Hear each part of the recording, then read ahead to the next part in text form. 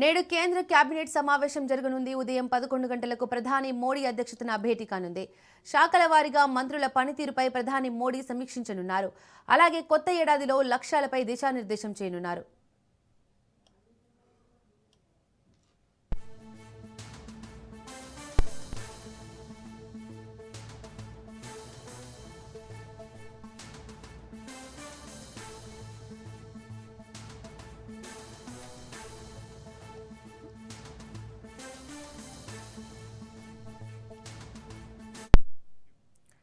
నేడు కేంద్ర కేబినెట్ సమావేశం జరగనుంది. ఉదయం 11 గంటలకు ప్రధాని మోడీ అధ్యక్షతన భేటీ కానుంది.